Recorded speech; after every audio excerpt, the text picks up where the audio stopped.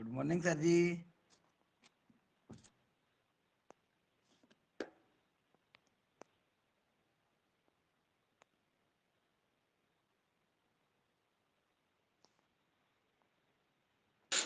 Good morning, all of you.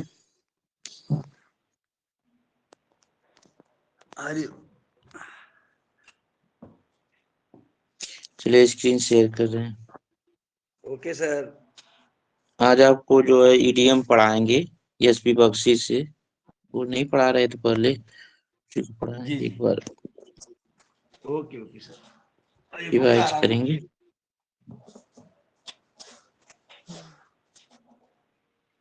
अभी लेके आ रहा हूँ।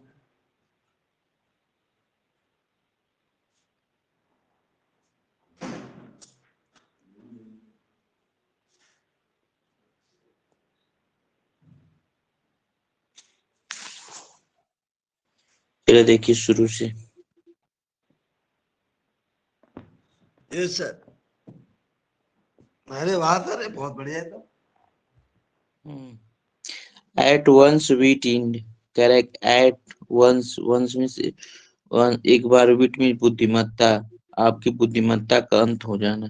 तो बुद्धिमत्ता आपकी अंत तक होना। बीट बीट्स इन, इसका मतलब आपकी बुद्धिमत्ता का अंत होना मतलब आप क्या हो, परप्लेक्स हो जाएंगे, कहीं ना कहीं आप उलझ जाएंगे। क्या हो जाएंगे? परप्लेक्स हो जाना मतलब उलझ जाना।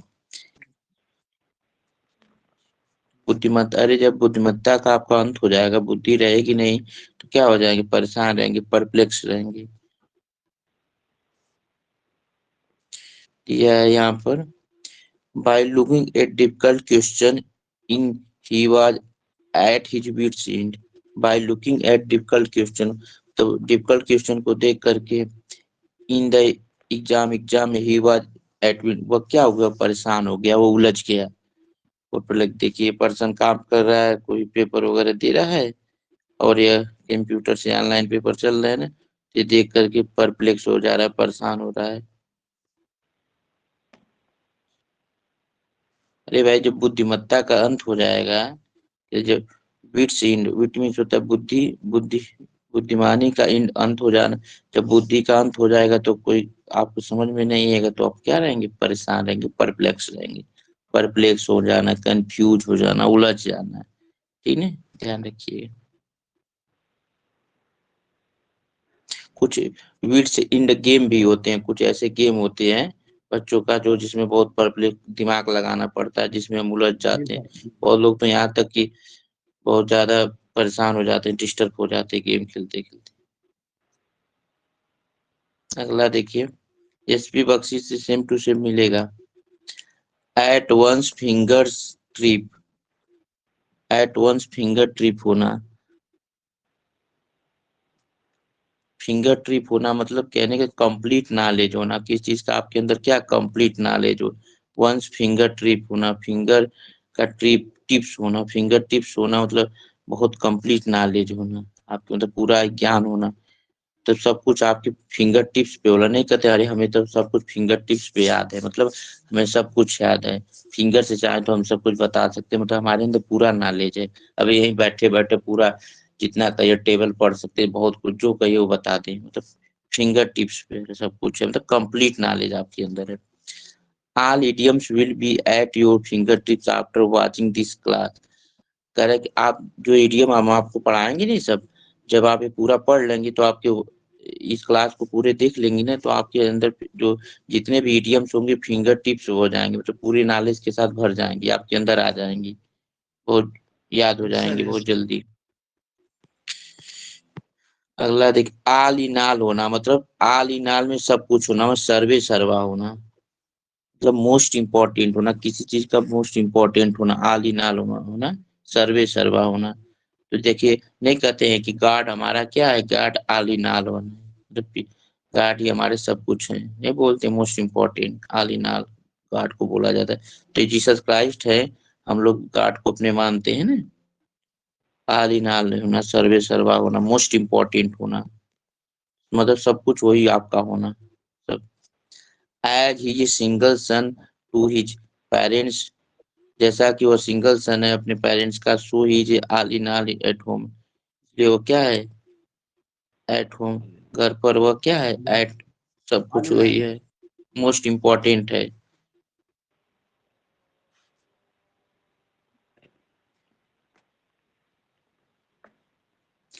एट क्लोज क्वार्टर्स होना, एट क्लोज क्वार्टर्स होना।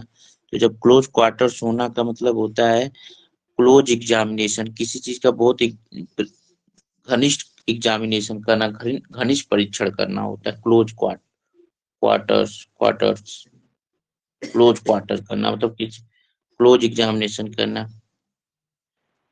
क्लोज क्लोज क्वार्टर करना, क्लोज एग्जामिनेशन, घनिष्ठ बहुत किस चीज का जानकारी, घनिष्ठ एग्जामिनेशन देना। Some of her friends proved selfish at close quarter, some of her अपनों अपने फ्रेंडों में से कुछ जो थे प्रोब्ड किए क्लोज क्वार्टर्स, प्रोब्ड सेल्फी से जो क्लोज क्वार्टर के रूप में सेल्फी मतलब क्लोज एग्जामिनेशन किए।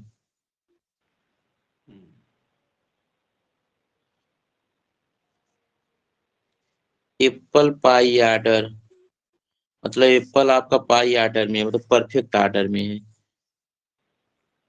जो एप्पल है आपका पाई आर्डर में है, इन परफेक्ट आर्डर में, कोई चीज परफेक्ट आर्डर में होना मतलब कोई चीज नहीं। देखिए एप्पल पाई आर्डर, देखिए पूरा बिस्तर लगा हुआ है एकदम, घर पे सब कुछ है, देखिए बेड है, फिर इसके बाद पिलो है वगैरह, सब कुछ ऑर्डर पे है। डॉगी भी एक रखा हुआ है। At the time of CM visit, CM visit के समय मतलब जब सीएम विजिट किए, एवरीथिंग्स वाले तो देखते होंगे आप लोग, जहाँ पर आते हैं सीएम वहां पर सब कुछ परफेक्ट ऑर्डर में हो जाता है। फिर मतलब एप्पल पाई ऑर्डर, मुझे जहाँ पर जाएंगे वहां पर एकदम मतलब उस जिले की पूरी सफाई हो जाएगी, जहाँ जाएंगे लगेगा कि वो जब आते हैं तो लगेगा कि कुछ है ही नहीं, किसी को कोई कष्ट ही नहीं है, सब एकदम सुखी है। लेकिन वही जाने के बाद फिर जैसे जैसे पहले रहता है वैसे हो जाए। तो एप्पल पाई ऑर्डर मतलब सेब का ऑर्डर होना मतलब कोई चीज नियमित होना, परफेक्ट होना। अरे भाई एप्पल को कोई कोई क्या नाम, कोई बॉक्स लीजिए, तो जब उसको ऑर्डर में रखेंगे, कोई चीज क्रम से रखेंगे तो ज्यादा आ जाएगा वो, किस चीज को क्रम से रखना। अगला देखिए, नहीं कभी कभी देखते होंगे कपड़े वगैरह किसी किसी उसमें संदूक उसमें रखते हैं, बॉक्स वगैरह में, या फिर जो है तो, या फिर अलमारी में, तो देखते होंगे उस तरह जब हम परफेक्ट ऑर्डर में नहीं रखते तो ज्यादा कपड़े, कम कपड़े आते हैं, लेकिन जब उसको परफेक्ट ऑर्डर में रखते हैं ज्यादा आ जाते हैं। एबो बोर्ड मतलब एबो, एबो में ऊपर होना, बोर्ड तो बोर्ड से ऊपर होना मतलब हर सबसे अलग होना, सबसे ऊपर होना, सबसे अलग होना, इसका मतलब एबो बोर्ड। ठीक करिए। तो ऑनेस्ट और स्टेज फॉरवर्ड मतलब ईमानदार होना और स्टेज फॉरवर्ड होना। ठीक है, क्या होगा, ईमानदार होना स्टेज, जब आप क्या होंगे, सब सबसे ऊपर होंगे तो आप सब ईमानदार होंगे, आप स्टेट फॉरवर्ड होंगे मतलब ईमान सबसे अलग। ही जो नोन फॉर इज एबो बोर्ड पर्सनालिटी, वह जाना जाता है अपने एबो बोर्ड पर्सनालिटी के लिए, एबो बोर्ड पर्सनालिटी मतलब ईमानदारी की पर्सनालिटी के लिए जाना जाता है। नहीं लिखा रहता है कहीं कहीं, आप लोग देखे देखे होंगे कहीं वैसे जो ऑफिशियल ऑफिशियल ऑफिशियल घर हाउस वगैरह होते हैं, या फिर जो ऑफिशियल चीजें जहाँ पर होती हैं वहां पर लिखा रहता है बी एबो बोर्ड, मतलब बी एबो बोर्ड सबसे अलग होना, ईमानदार रहिए। जस्टिस वगैरह यस सर, जहाँ दिया जाता है वहां पर लिखा रहता हाँ है अलग लिखा अलग। हुआ होता है।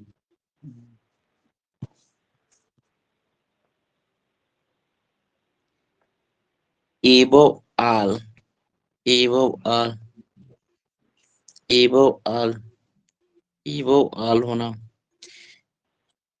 एबो में सुपर होना, आल तब कहने का मतलब एबो वाल होना नहीं कहते, एबो वाल मतलब एबो ऊपर, सबसे ऊपर होना, मतलब बिफोर एवरीथिंग्स इज मतलब सब प्रत्येक चीज से पहले होना। अरे भाई आप सबसे ऊपर हैं, एबो वाल हैं, मतलब जितने लोग हैं उसमें तो अब एबो ऊपर हैं, ये जो इस क्रम में सभी लोग हैं, और इस क्रम में सबसे आप ऊपर हैं मतलब क्या है, बिफोर एवरीथिंग इज, तो सबसे जो पर एवरीथिंग से उनसे आप पहले हैं यहाँ, मतलब पहले होना, एबो वाल और सबसे ऊपर होना मतलब पहले होना। ठीक है, तो सबसे ऊपर जो चीज पहले ऊपर होगा पहले आएगा। तो बिफोर एवरीथिंग इज, और जो चीज है उनसे एवरीथिंग जो होती है उससे बिफोर होना, पहले होना। जैसे above all I really liked his sales experience, but his language skill are great job. Above all, above all, above all, I really liked his sales. मैं really उस सेल्स को पसंद करता हूँ, सेल्स के एक्सपीरियंस को पसंद करता हूँ, बट हिज लैंग्वेज स्किल, लेकिन उसकी जो लैंग्वेज स्किल है वो क्या great, language skill are great, बहुत ज्यादा ग्रेट है।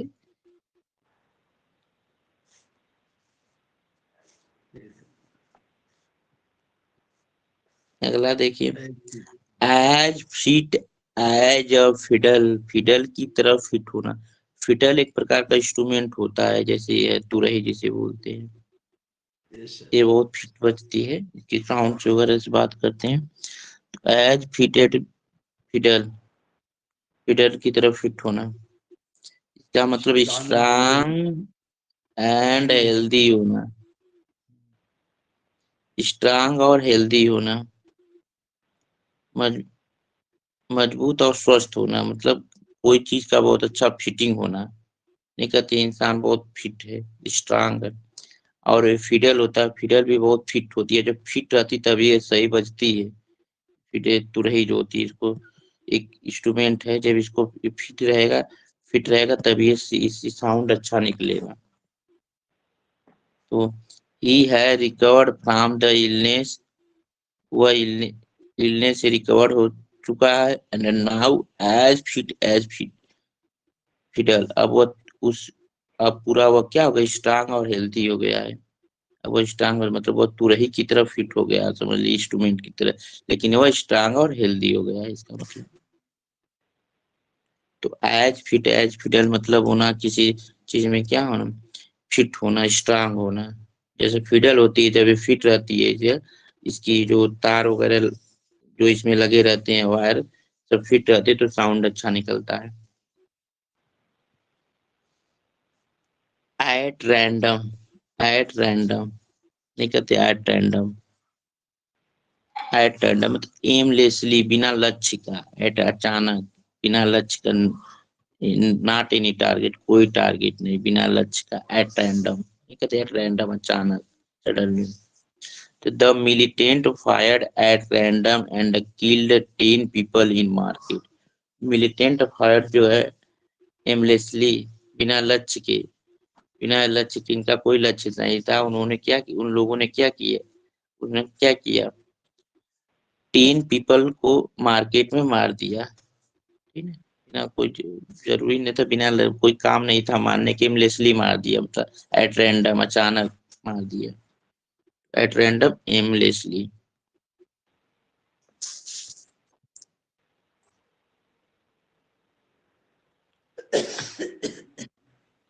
सर माइक बंद कर लीजिए, माइक बंद कर लीजिए, आज हो सकता है ना वीडियो हम यूट्यूब पे डालेंगे।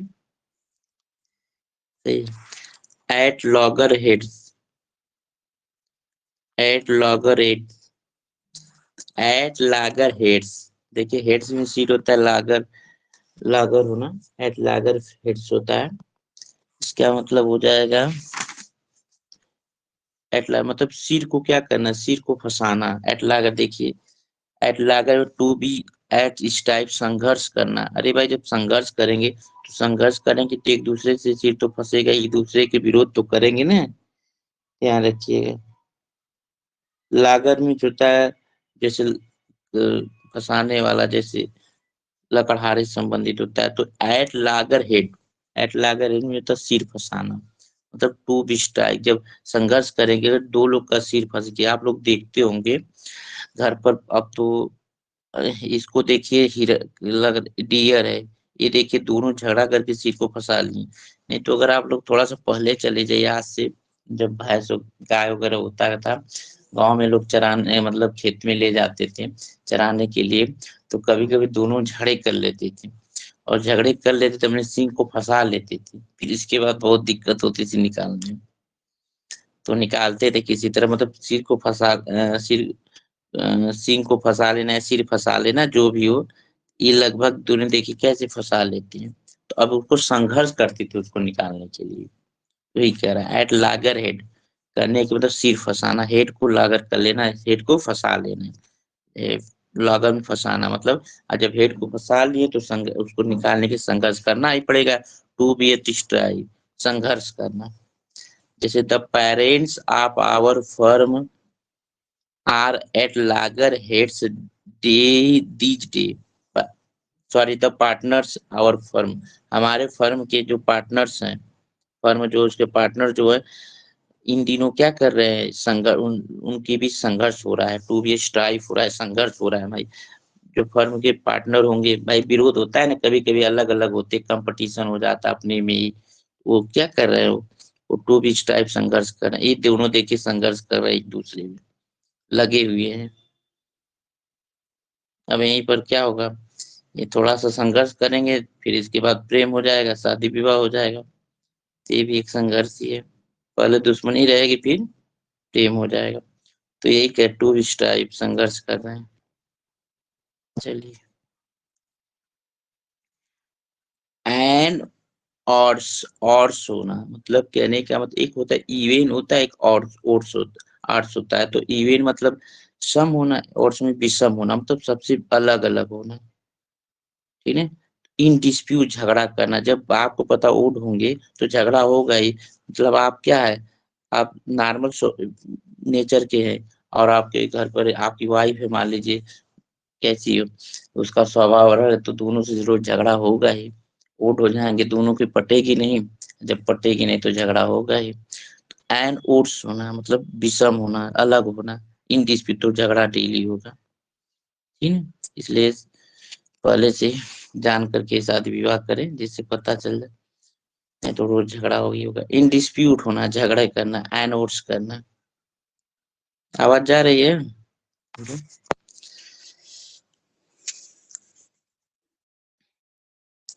The member of the group, group के जो मेंबर्स हैं, over at odds over the selection procedure, correct, वो लोग क्या है सिलेक्शन प्रोसीजर के ऊपर ओट्स है, मतलब अलग है, विषम है उनका।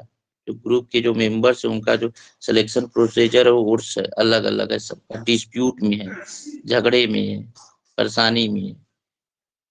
तो ध्यान रखिएगा, निगेटिव वर्ड है ओट्स, इसका जो बनेगा वो भी निगेटिव बनेगा। अगला देखिए,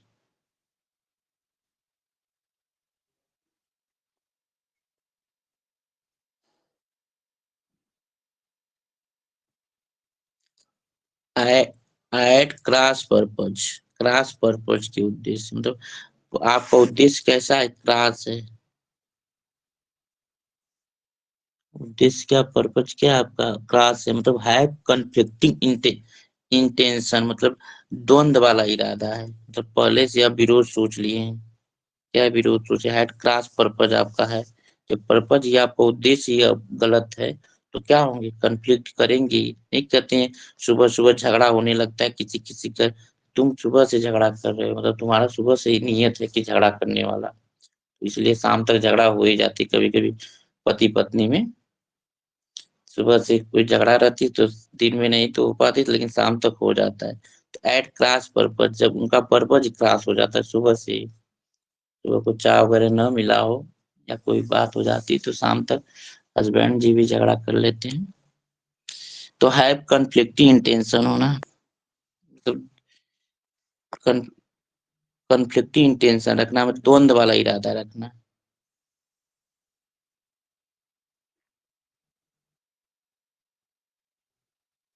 अब देखिए, तो यहाँ देखिए दो पर्सन है या दो है, कोई इधर जा रहा है कोई इधर, पति पत्नी हस्बैंड वाइफ है, जब दोनों में कन्फ्लिक्टिंग इंटेंशन होगा तो इस रास्ते से जाएगी, इस रास्ते से जाएगा, ये कब तक जाएगी, फिर एक होंगे। Hi can how can be peace in family when husband and wife और खास पर तो दिया भी एकदम, how how can be peace in family, family में कब तक पीस होगी, शांति होगी, जब husband wife are the cross purpose के होंगे, जब कन्फ्लिक्टिंग होंगे शांति कब तक होगी, जब ये दोनों साथ रहने वाले हैं। जब झगड़ा एक बार जब गलत हो गया, झगड़ा होगी तो बड़ी प्रॉब्लम है, फिर हमेशा झगड़ा तो होगी, कोई ना कोई विवाद लेके। क्रॉस पर्पज किस लिए नहीं होना चाहिए, आवाज जा रही है ना? एक बार बोलिए। कोई आ रही बोले। आवाज सर, आ रही आवाज सर। लेट हो गया क्या जगने में सर? नहीं सर। सर मैं समझा क्लास होगी नहीं अब, तो अपनी नहीं क्या ही नहीं कर आज रहे थे। नहीं होगी। सब वीडियो जाएगी यूट्यूब पर। अब थोड़ा यूट्यूब पर पढ़ाएं। ठीक। क्लास होंगे। अरे एक दो दिन जरा थोड़ा डिस्टर्ब होगा सभी का। अदर चलिए क्लास सुबह चलेगा। At sorry after one's own heart. Own heart जो खुद के हर्ट के बाद होना, मतलब ओन हर्ट मतलब खुद के हर्ट का आफ्टर होना, बाद में होना है। थोड़ा सा देखिए मिलाया जाए तो कह रहे वंस ओन हर्ट मतलब खुद के हर्ट का होना, मतलब वंस लाइकिंग मतलब खुद को पसंद करना। हर एक इंसान वंस लाइकिंग करता है, खुद को पसंद करता है। खुद को वंस वंस ओन हर्ट हर एक इंसान। जैसे when Deepa met a man after her own heart she got married to. जब दीपा मेट अ मैन, एक एक मैन यहाँ गलत है, ध्यान रखिए। और मैन एक आदमी से मिली after her her down own heart she got मतलब वो उसे पसंद करने लगी, या she got married to him उससे शादी कर ली। मतलब ओन हर्ट मतलब वंस ओन हर्ट अपने खुद के हर्ट के बाद उसको ला दी। नहीं, इंसान दो ही तो होते हैं, पति पत्नी। तो पहले दीपा थी, और वह क्या एक आदमी को पसंद करने लगी और उसको अपने पीछे ला दी, मतलब अपना वो बना ली, हस्बैंड बना ली। भाई दो लोग होते हैं ना जब, तो ये आगे पीछे हो गए। एक ये थी दीपा अकेले नहीं कहते, अभी आप जब तक शादी नहीं होती तो अकेले होती, फिर आपको पीछे आ गई। आगे नहीं जाएगा क्योंकि आफ्टर लिखा है, बाद में आई। वंस ओन हर्ट अपने ओन हर्ट के बाद कोई किसी चीज को रख ली, मतलब अपने पीछे रख ली। उनका हस्बैंड उनके पीछे आ गए, मतलब दो लोग हो गए। तो भाई शादी विवाह का मैटर है, तो ज्यादा पसंद करेगी तो वन लाइकिंग, उनके बाद वो लाइकिंग हुई, हो गए। When Deepa meet a man जब दीपा एक आदमी मिली after her own heart she got a married.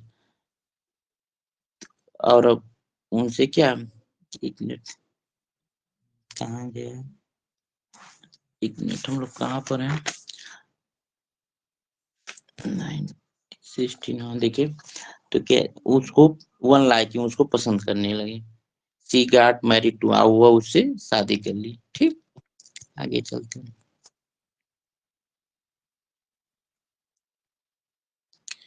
एक बार में नहीं आ रहा, आ जाएगा।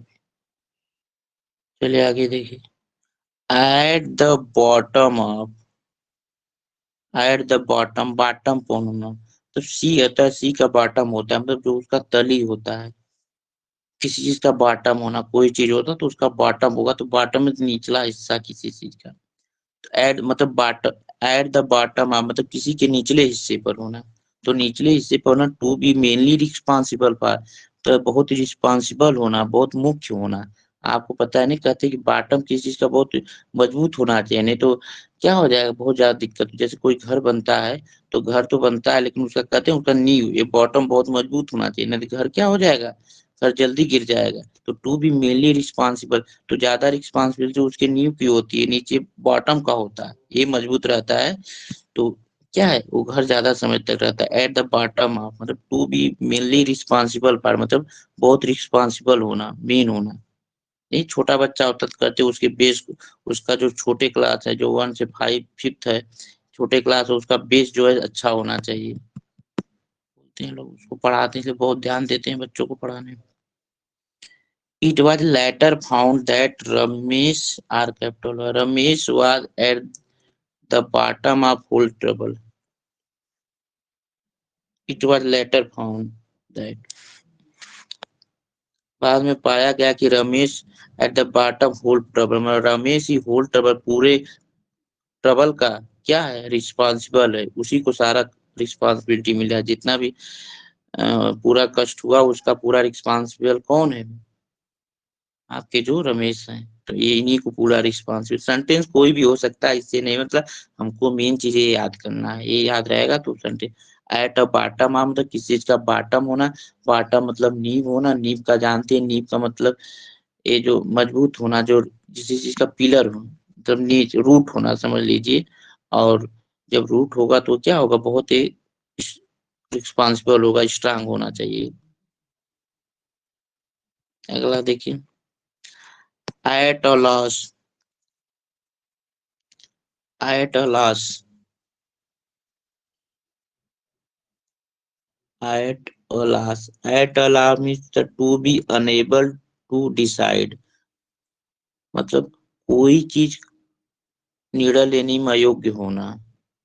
To be unable to decide, decide, decide कोई चीज डिसाइड करने में अनेबल होना मतलब अयोग्य होना, मतलब एट अ लॉस, लॉस में खो देना कोई चीज, एट अ लॉस खोने पर होना। तो भाई जब आप खोते कब है, जब कोई चीज का हम निर्णय लेते हैं, निर्णय लेते तो निर्णय लेने में अयोग्य हो जाते तभी तो चीज आपसे खो जाती है।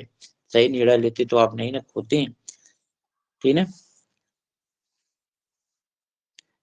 तो आज जैसे आज के समय लोग ड्रीम इलेवन वगैरह मैच लगा रहे हैं, पार्ट लगाते हैं, कई और भी कुछ विनिंग मतलब खेलते हैं कोई गेम वगैरह, तो उसमें क्या कभी कभी वो निर्णय सही नहीं ले पाते हैं, जिससे क्या हो जाते हैं, एट अ लॉस खो जाते हैं, मतलब डिसाइड उनका क्या होता है, हानि हो जाती है, निर्णय लेने में अयोग्य हो जाते हैं। Do not know what to do, I am at a loss to know what to do, मैंने तो do not know what to do, नहीं जानता कि क्या करना, I am loss at know what, और मैं क्या कर दिया, मैं निर्णय लेने में योग्य हुआ जो कुछ मुझे जानना था।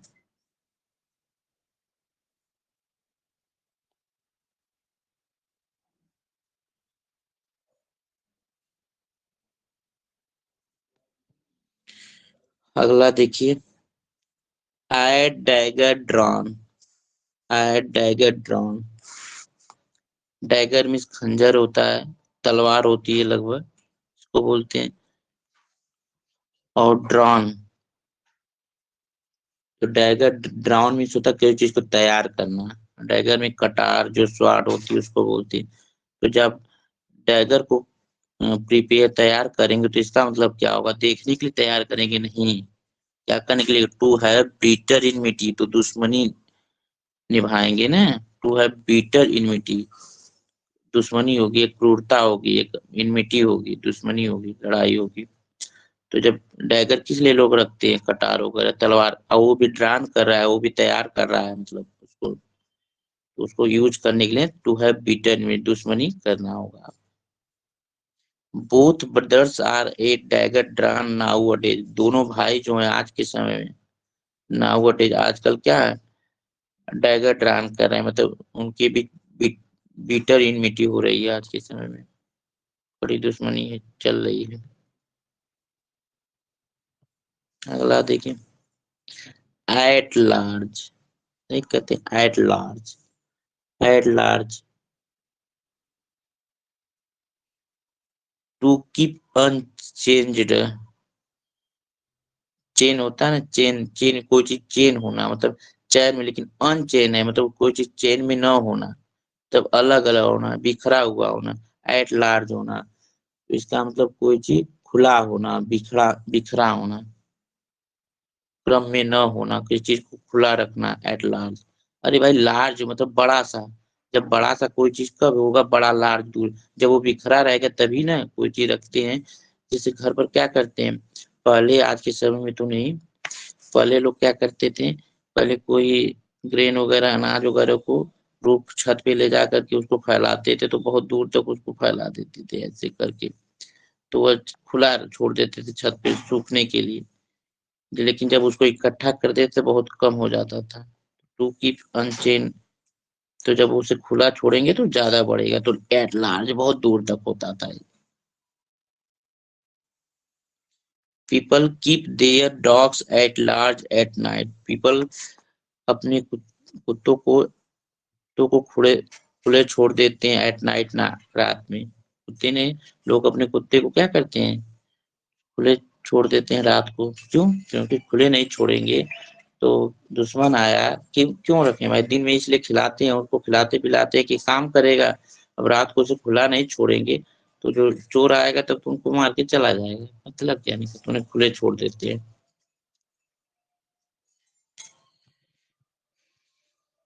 समझ में आ रहा है ना, कोई दिक्कत? नो सर, आ रहा है। टाइम तो नहीं है। आवाज से आ रही है। अब की बार नौकरी पार, अभी नौकरी ले लेना है। एक एक वर्ड पढ़िए, फिर प्रैक्टिस करा देंगे। एट टू सी, एट सी, अरे भाई समुद्र पर होना मतलब समुद्र में होना।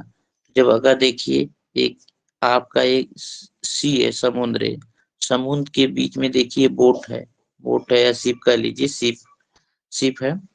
और यह अब शिप है तो एट मतलब इसके ऊपर है, मतलब इसके अंदर है sea. Applied to a person confuse, तो ऐसा पर्सन जो कंफ्यूज होना। तब अगर समुद्र में होना तो समुद्र में रहेंगे तो क्या कंफ्यूज नहीं रहेंगे? तो देखिए समुद्र में कंफ्यूज है, किधर जाए, इधर जाए किधर जाए, लहर आ रही है बहुत तेज। मान लीजिए जहाज है या पानी में, ये जो पानी पानी में लहर आने लगी तेज, क्या नाम है, तूफान आने लगा, तो अब सोच रहे किधर जाए, अब तो बीच में फंस गए, बीच धार में, बीच रास्ते में फंस गए, अब किधर जाए, इधर जाए किधर। तो क्या ना, टू अ पर्सन कंफ्यूज हो जाना। अब भाई जब इस चली थी शिप तब उस समय तूफान वगैरह नहीं आने वाला था समुद्र में, फिर क्या आ गया, समुद्र में तूफान आ गया तो बेचारा कंफ्यूज हो गए जो इसमें है, क्या करें, इधर जाए किधर जाए, बीच में ही रह जाएंगे। तो applied to a person confuse मतलब एक पर्सन कंफ्यूज हो जाना। My sister is quite at sea in math, मेरी सिस्टर जो है बिल्कुल मैथ में क्या है, एट सी है, मतलब कंफ्यूज है। देखिए गर्ल्स वगैरह थोड़ा मैथ में वीक होती है ना। अब मैथ का पेपर आ गया, सब पेपर तो हो गया, लेकिन मैथ का पेपर हो गया तब कंफ्यूज हो रहे हैं क्या करें कैसे पढ़ें। चलिए आगे देखिए, add fuel to the flame or fire. Add means बढ़ा देना, फ्यूल मीन्स ईंधन को, टू द फ्लेम ज्वाला के लिए और आग के लिए। अरे भाई कोई चीज यहाँ एग्जाम से समझा रहे हैं, छोटा कर लें थोड़ा। ये देखिए आग जल रही है, ये फायर चल रही है, और फायर तो चल रही है, आग जल रही है, थोड़ा और सा ईंधन इसमें डालेंगे तो और चलेगी तेज, थोड़ा और ज्यादा ईंधन, ईंधन मतलब उसको जलाने वाला जो सामान होते हैं जिसको लकड़ी वगैरह रख देते हैं, तो या फिर कोई कागज वगैरह रख देते हैं, तो जितना रखते हैं उतना ही ज्यादा जलता है, उतना तेज जलता है। तो जितना इसमें ऐड करेंगे, जोड़ेंगे, क्या जोड़ेंगे, ईंधन वगैरह को रखेंगे तो उतना फ्लेम इसमें निकलेगी, उतनी ज्वाला निकलेगी। तो भाई तो टू मेक मैटर वर्ज, तो मैटर और उतना बेकार होगा, वर्ज होता जाएगा और मैटर उतना बढ़ता जाएगा। जब इसमें इस फ्लेम आग में आप क्या करेंगे, ईंधन को ईंधन को और डालेंगे तो आग बढ़ेगी, और जब आग बढ़ेगी तो और ज्वाला बढ़ेगा ही। कभी कभी नहीं करते हैं, गांव में जब झगड़े होते हैं, कहीं भी शहर में भी झगड़े होते हैं, तो क्या करते हैं, कुछ लोग कुछ लोग शांत करना चाहते हैं, कुछ लोग उसी में और फ्यूल डालते हैं, ईंधन डालते हैं, मतलब कोई और कहानी उसी में ला करके जोड़ते हैं। दो लोग ऐसे रहेंगे जो आएंगे, क्या नाम है, छुड़ाने के लिए, लेकिन और उसमें ईंधन जोड़ देंगे, हाँ सही कह रहे हैं आप, मतलब दूसरी की तरफ बोल देंगे ऐसा, और उनको ईंधन मिल जाएगा और वह और झगड़ा करने लगते हैं, तो कोई चीज बढ़ जाएगा, तो मैटर और बेकार बुरा होता जाएगा। कभी कभी गुस्से में बहुत ज्यादा प्रॉब्लम हो जाती है।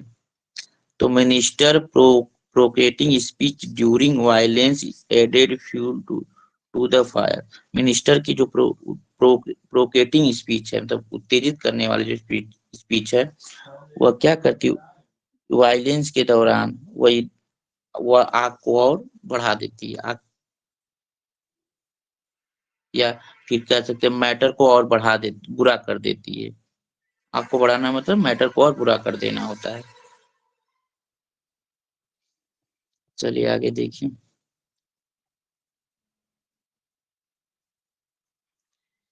Eight 6 and 7, 6 and 7। भाई कोई चीज है 6 and 7 में तितर बितर होना, इन डिसऑर्डर में होना, नहीं कहते 6 यहाँ है, 7 यहाँ है, 8 यहाँ है, मतलब इधर उधर होना, तितर बितर होना।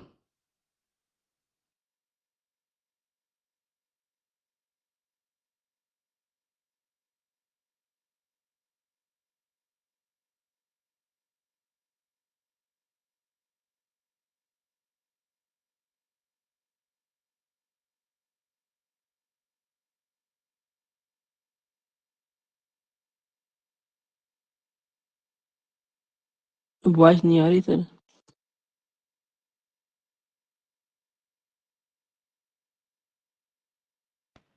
मैसेज करो।